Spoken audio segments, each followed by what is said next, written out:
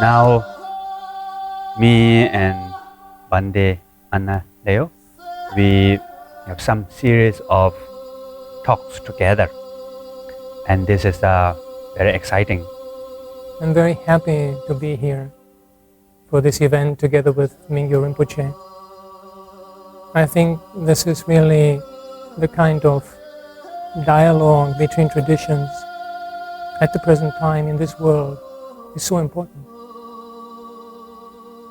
Growing degrees of violence, and with climate change, it's going to get much worse.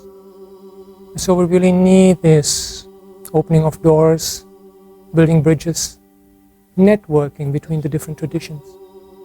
I think this is really important.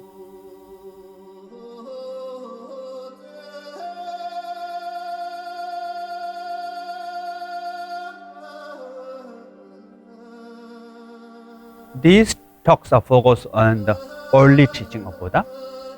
The purpose of this teaching is what we call to free the kleshas and the suffering to benefit for others. So when we free that, then we will achieve the nirvana. So that is the main purpose of all these teachings. So what's going to happen, just to give you a brief outline, we had this initial meeting online that you have as an introduction for the whole course, in which Rinpoche and myself already discussed a little bit and gave some general ideas of our traditions. And so what's happening now, we have these 6 sessions, and we're going to alternate. Each time one of us is going to give a talk with some guided meditation, then the other's going to come in, we have some exchange. And the emphasis throughout will be very much on the practice.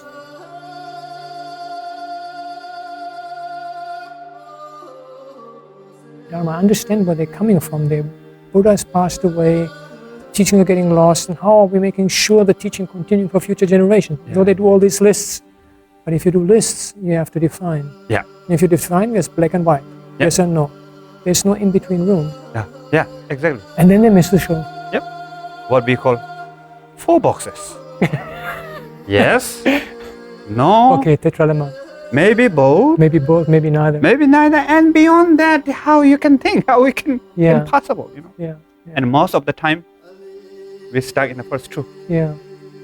Permanent or not impermanent? Permanent or impermanent? Yeah. Which one?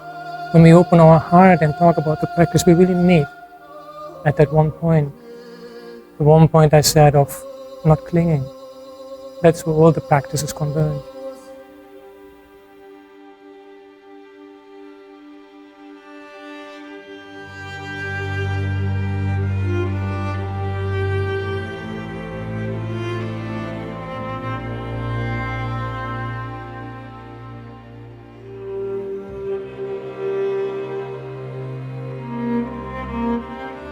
In the Mahāmudrā, men focus about awareness of Dharma, all phenomena, special focus on the emptiness aspect. Mahāmudrā teaching is men focus on the kind of emptiness, and that emptiness from the experiential perspective.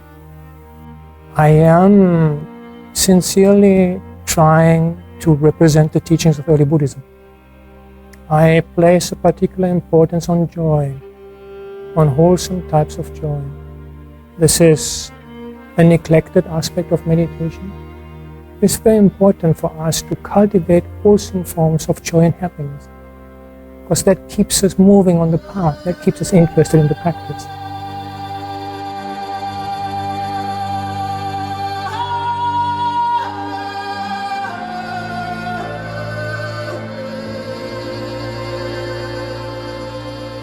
But actually, it will change. If you feel depressed, soon it will change. If you feel stressed, also it will change. And right now also changing. At that moment now, whatever feeling, sensation, changing. So when we see those things, we begin to develop wisdom. And then we look at the deeper. In the end, loses meaning.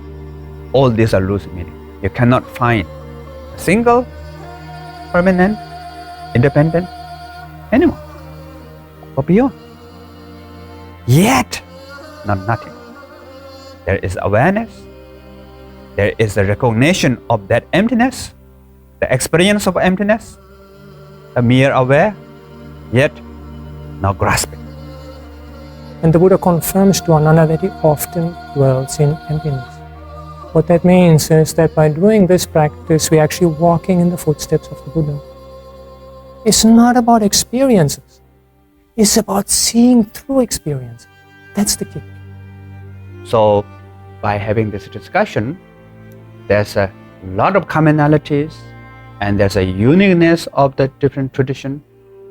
But the most important is something which is a benefit for you, your life, and to help you to work with the glacious suffering, and maybe you can benefit for your friends, family, society, to the world.